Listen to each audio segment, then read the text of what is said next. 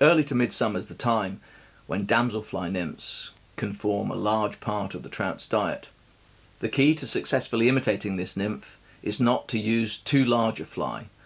Remember, the natural is little more than an inch long, and at such a time you could do a lot worse than use this little pearl thorax damselfly nymph. Okay, as usual, the first step is to run the tying thread on just behind the eye, locking that loose end in place and then trimming it off, and then carrying the thread down the shank in close turns until it reaches a point roughly opposite the barb. The next step is to take a pinch of olive marabou from the plume, tear it off and then trim it to length, and then offer it up to the hook. Remember now that this is a damselfly nymph imitation, it isn't a tadpole, so the tail shouldn't be too long. So with the tail positioned at the bend, carry the thread forward, locking those waist ends along the shank.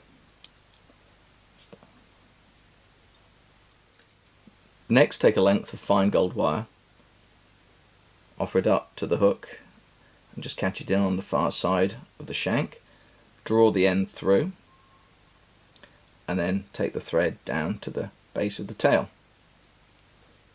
That done, tear off a few fibres from the tip of the marabou feather, the same one that you used for the tail, and then catch those fibres in by the tips, the base of the tail, then draw them through and secure them in place. Now wind the tying thread back up the shank until it's covered around 3/4 of the hook. Then take hold of the marabou, the bunch that you have just tied in by its tips, and wind it over the shank to form a nice slim body. Secure those tips with thread, with a few turns of thread. Then take your scissors and just trim off the waist ends. With the body material now locked in place, take hold of the gold wire and wind it up over the body in evenly spaced turns, right to where the thread's parked. Draw it up, secure it with a few turns of thread, and then simply wiggle the end back and forth a few times until it snaps off. The next step is to add the thorax cover, and this is a length of wide pearl tinsel. So we cut a small length from the spool and then offer it up to the hook and catch it in just in front of the body with a couple of turns of thread. Ease it back round so that it's sitting nicely on top, and then secure it with thread.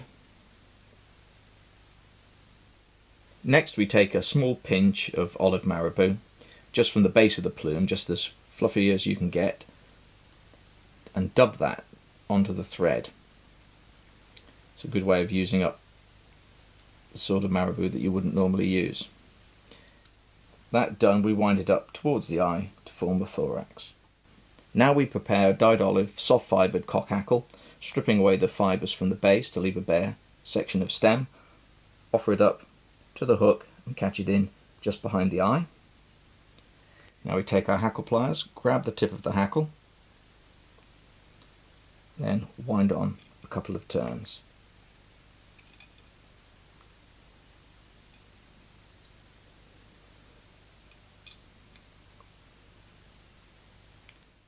With the tip of the hackle now secured, simply trim it off,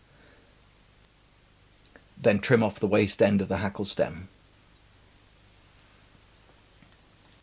Now all that's left to be done is to draw the pearl tinsel over the back of the thorax and catch in that loose end.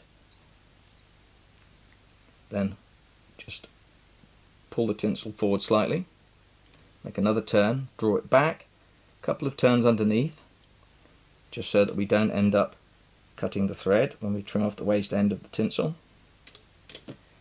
Now hold those fibres back out the way and just create a small head, and then finish off with a 2 or 3 turn whip finish, draw it tight, and then simply trim off the loose end. And there it is, a nice simple, quick to tie Damselfly Nymph imitation.